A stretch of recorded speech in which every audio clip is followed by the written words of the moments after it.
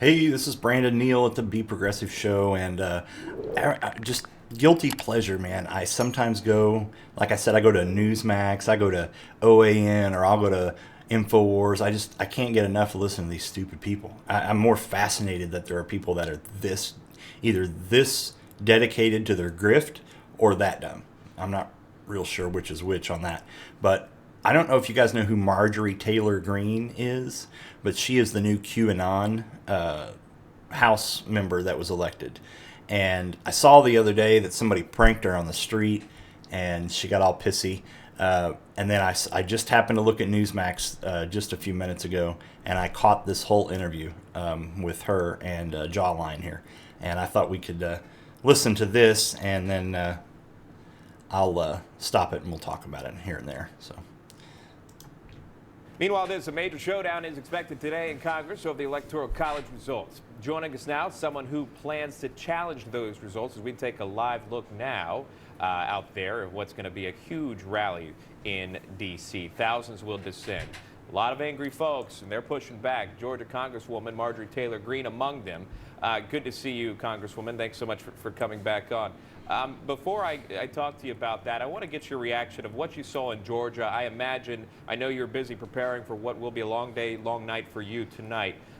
But when you're watching what happened in Georgia, those votes being tallied, what's going through your mind? I'm furious. I'm absolutely furious because what just happened in Georgia is the same stolen election that happened for President Trump in his race. Now, let's just point out that if both of those Democrats had lost in Georgia, that there would have been ne'er a peep again about any sort of rigged voting machines. So if they lost, then it was rigged. But if they won, then it magically got fixed between Donald Trump and the Senate runoff race, which we know is not true because the election officials in Georgia had said that the machines had been locked up and have not been altered or removed or changed in any way. So right off the bat, logically, someone's a dum-dum. Based on November 3rd, our Georgia state leaders did nothing to change anything. They replicated the same election. Brad Raffensperger, our Secretary of State, enabled the steal by mailing out millions of absentee ballots, allowing election fraud, and then they used the same Dominion machines that have been proven that they're connected to the internet and they can be hacked. And so our Georgia state leaders did nothing, and they handed our 2 Georgia Senate seats right over on a silver platter to the Socialist Democrats. And so as a Georgian, God, I wish they were Socialist Democrats. am furious. You know, it's people over politicians, and that is exactly how we should govern. And that's why I'm objecting today on January 6th, because Congress is the last line. We are the ones that certify the Electoral College vote. And in my good moral conscience, I cannot certify an election that I know is stolen. I want to ask you about that. All eyes are on Vice President Mike Pence now presiding over a joint session of Congress, which you will be a part of today.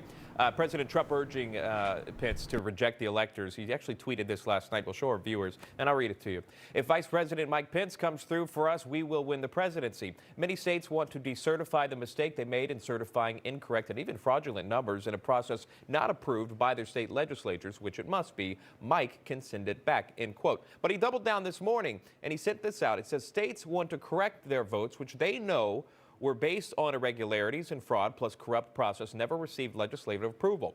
All Mike Pence has to do is send them back to the states, and we win.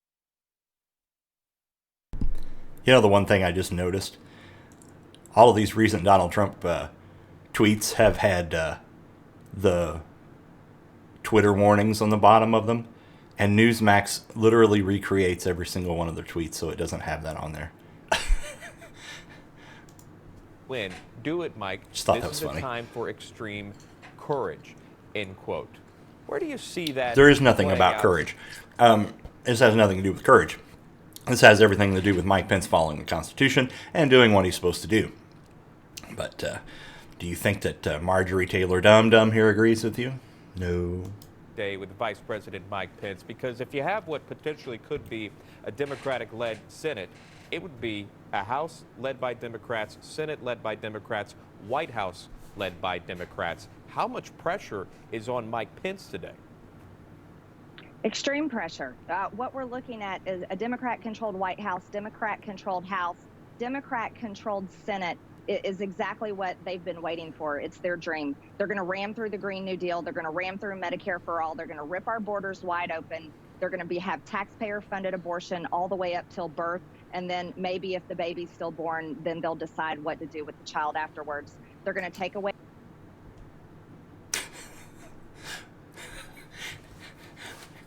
She had me turned on there right up until the baby thing. Yeah, sure. I'd love a Green New Deal. I would love a Medicare for all. I would love, a lot of these things that this crazy person said that we're going to do. But no, that's not going to happen. If you haven't figured it out by now, dum-dum, Biden is not a true Democrat. Biden is a Republican. And he will do nothing but bend over backwards for the Republicans, even though we'll have a supermajority. I'll call it now. We will get absolute nothing done or passed that's anything major at all. We will not get Green New Deal. We're not get Medicare for all. We're not going to get any of this stuff. Biden's not going to do any of these things. Just ridiculous. Away our gun rights, and they're going to ram through their socialist agenda. They're going to pack the courts, take away the filibuster, and add states to our union. Oh, you're turning me on, Marjorie. On a fast track. I would love to see Vice President Pence act and be bold and courageous, just like President Trump asked. I don't know if we're going to see that today, but you'll see members from the House and senators standing up to object. I hope we can fight this out. We need to have this debate on the floor because the people's voice needs to be heard, not the fact checkers. The fact checkers, the fake news media, those are the ones that tried to convince us for 4 years of Russian collusion conspiracy lies.